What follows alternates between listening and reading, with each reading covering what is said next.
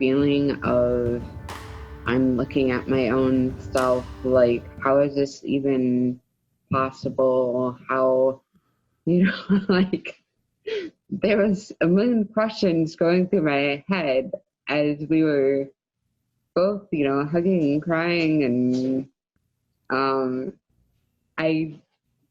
so it was just a beautiful experience for me, just to know, like, there is someone out there that has it and that I could relate to on a different level. So after you guys have the initial, shakeup of finding someone like you, what are the first conversations that you had with somebody that could have the same subjective experience? I mean, this supersedes your parents, your siblings, your friends. Yeah. So what did you guys talk about when you first got together? Well, food, Vance. It was food. Tell me more. Kimmy and I, so we would, after the first initial meeting, we set up more times, of course, to get together. When we did that, we would meet at a restaurant, and it was kind of a family restaurant. And she would ask me, what are you going to order for lunch? And I would look at her and I would say, well, I'm going to order Belgian waffle, and I'm going to order cheese curds and a hot chocolate. And she'd look at me, she would say, yes, that's exactly what I'm going to eat too. We eat the same food. We literally do.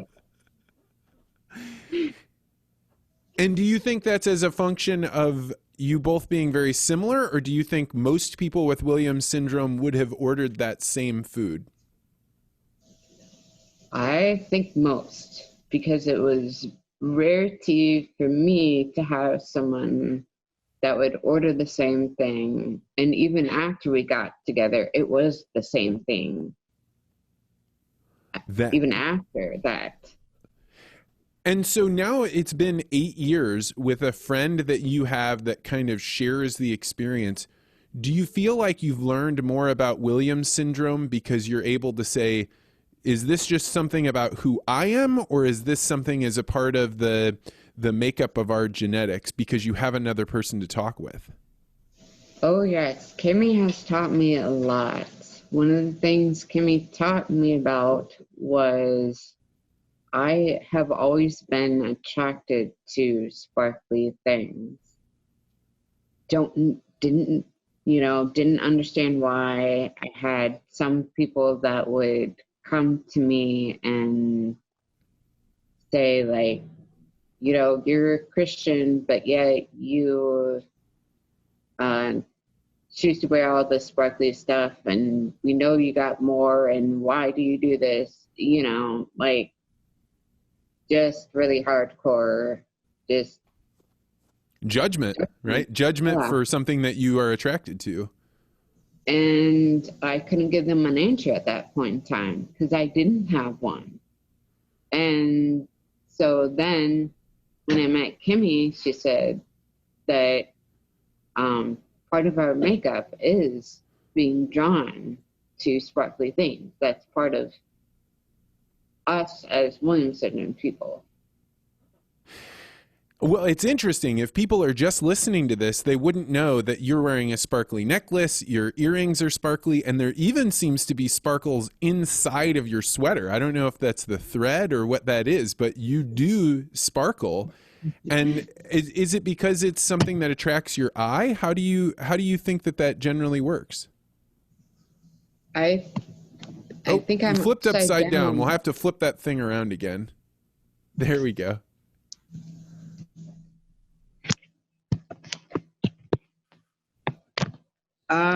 So I'm sorry, repeat the question. So what is it about sparkly things that the two of you like? Is that what everyone with Williams syndrome has?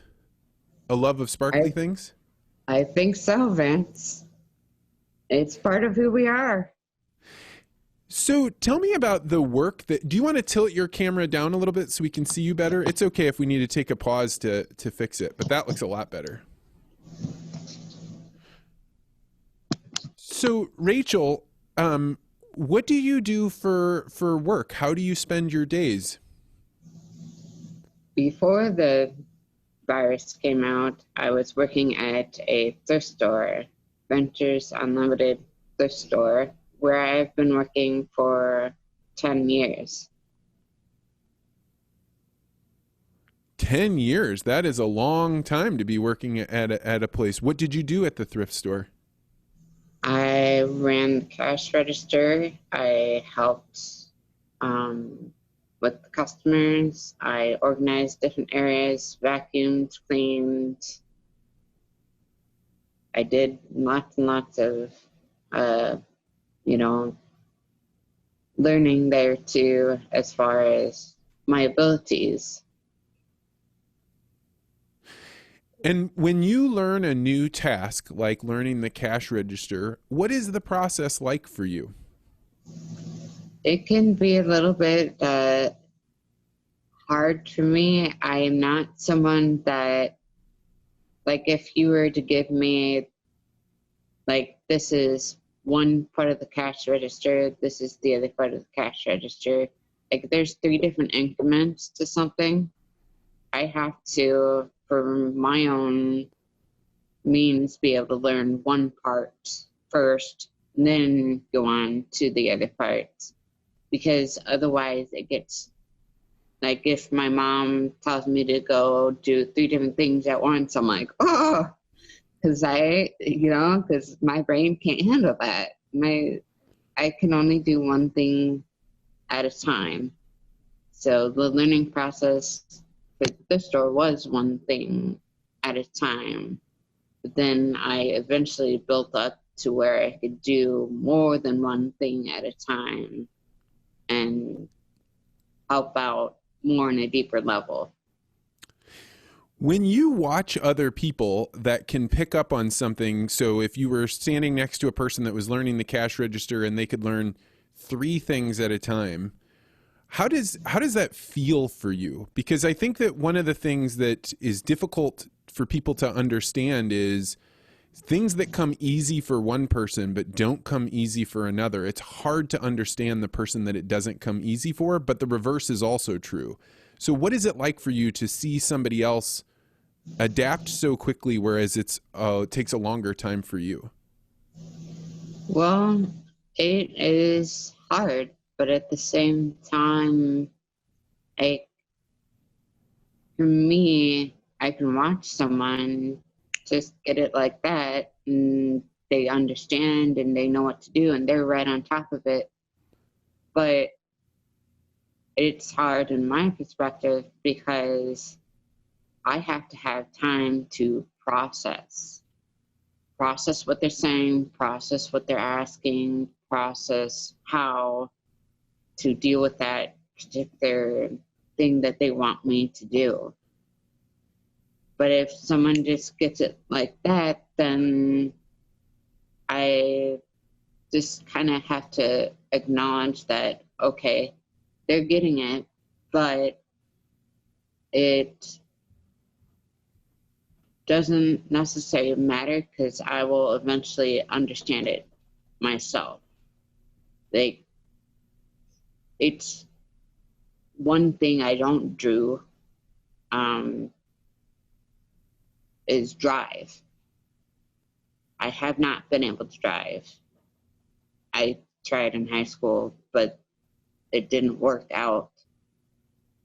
But like that for me is hard because then I have to fully rely on my parents or a driver or a friend, someone to help with transportation. So that's different. Yeah. I mean, I think people like me take for granted that we can drive because it means I can at any time decide I'm going to go 30, 40, 50 miles away and I could just make it happen. But for you, you would have to have a lot of foresight. You would have to get someone else to agree with you.